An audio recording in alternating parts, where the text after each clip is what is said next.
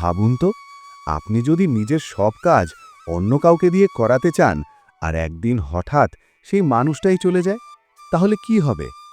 আজকের গল্প ঠিক এমনই এক ঘটনা নিয়ে। চলুন শুরু করা যাক আজকের মজার গল্প। অনেক দিন আগের কথা।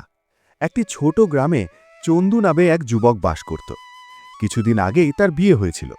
তার স্ত্রীর নাম ছিল সুনিতা। চন্দু তার স্ত্রীকে খুব ভালোবাসত। একদিন সে বসে বসে সুনিতাকে নিয়ে সুন্দর সুন্দর স্বপ্ন দেখছিল। ঠিক তখনই সুনিতা হেসে বলল, কি হয়েছে চন্দু, এত লজ্জা পাচ্ছ কেন? হঠাৎ পাশ থেকে একটি ছেলে বলল, এভাবে গল্প করতে থাকলে কিন্তু আপনার ট্রেন মিস হয়ে যাবে। চন্দু একটু রেগে গিয়ে বলল, আরে চুপ কর, বড়রা যখন কথা বলে তখন ছোটদের মাঝখানে কথা বলা উচিত নয়। এরপর সুনিতা বলল, চন্দু, তুমি কি আমাকে অফিসে যাওয়ার পথে বাবার বাড়িতে নামিয়ে দিতে পারবে? চন্দু বলল, অবশ্যই পারব। এরপর তারা দুজন বাইকে করে রওনা দিল। চন্দু সুনিতাকে তার বাবার বাড়িতে নামিয়ে দিয়ে নিজের অফিসের দিকে চলে গেল। কিছুক্ষণ পর সুনিতা ফোন করল, চন্দু, বলো তো, আমার শ্বশুর শাশুড়ি কেমন আছেন? চন্দু বলল, তারা খুব ভালো আছেন। সুনিতা বলল, আমি আজ এখানে থাকব, মা থাকতে বলেছে। চন্দু একটু মন খারাপ করলেও বলল, ঠিক আছে, নিজের খেয়াল রেখো। ফোন কেটে গেল।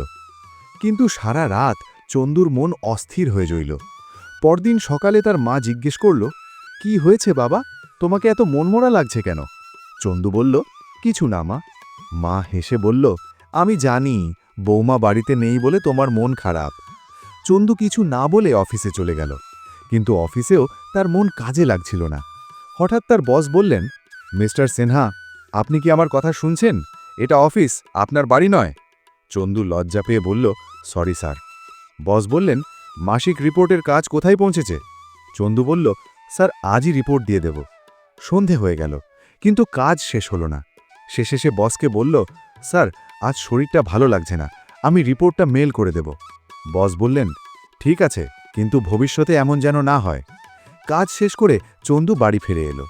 এদিকে সুনিতার ভাই শম্ভু তাদের বাড়িতে এসেছে। সুনিতা বলল, শম্ভু আমাদের বাড়িতে খুব আদরের, আমরা তাকে কাজের লোক নয়, নিজের ছেলের মতোই দেখি। চন্দু জিজ্ঞেস করল, শম্ভু, তুমি কি কি কাজ পারো? শম্ভু আত্মবিশ্বাসের সাথে বলল, আমি সব কাজ পারি, ঝাড়ু দেওয়া থেকে রান্না করা পর্যন্ত। চন্দু মনে মনে ভাবল, বাহ, এখন আমার সব কাজ শম্ভুকে দিয়ে করাবো। কিছুক্ষণ পরে চন্দু বলল, মা, খুব ক্ষুধে লেগেছে, কি রান্না হয়েছে? মা বলল, আজ কিছু রান্না করিনি, শম্ভু রান্না করবে। চন্দু বলল, ঠিক আছে, তাহলে তাড়াতাড়ি রান্না করো। শম্ভু জিজ্ঞেস করল, কি রান্না করব? চন্দু বলল, যেটা সহজ হয়। শম্ভু বলল, পনির বানাবো? চন্দু বলল, পনির তো নেই। শম্ভু বলল, তাহলে দম আলু বানাই? চন্দু বিরক্ত হয়ে বলল, তুমি কিছুই জানো না নাকি, সহজ কিছু বানাও।